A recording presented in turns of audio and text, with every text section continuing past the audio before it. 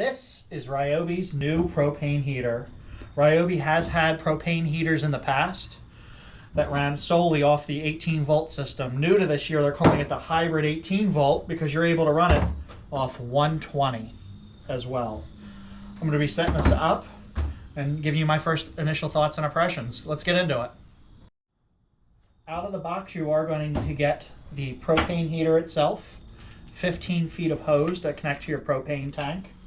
No battery, so you're going to need a battery or just an extension cord. None of that is included. Let's start setting it up. One of the first things I want to mention, this is reverse threaded. So getting it on there can be a little bit tricky at first. As you can see, I can't get it on.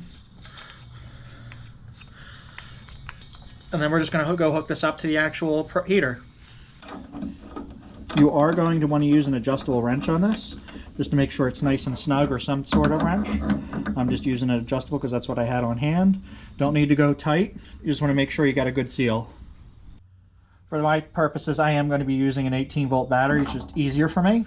I'm going to plug that in. We're going to turn everything on, and I'll walk you through the startup process. The controls are very simple on this heater.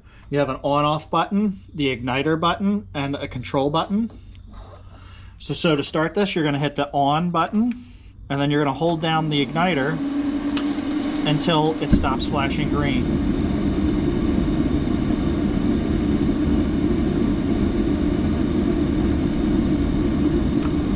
Once it's done, the green light's done, you can adjust this down to what temperature you want. I'm going to be keeping it at the lowest setting for right now while I'm walking you guys around it. Show you guys the inside. It's a very simple heater. I think it's a bit better than if you're using one of those diesel heaters. Doesn't smell, stink. You do have to use this outside or with the garage door open. But this will put out anywhere from 30,000 BTUs to 60,000 BTUs, and I assume this is how you adjust it right here.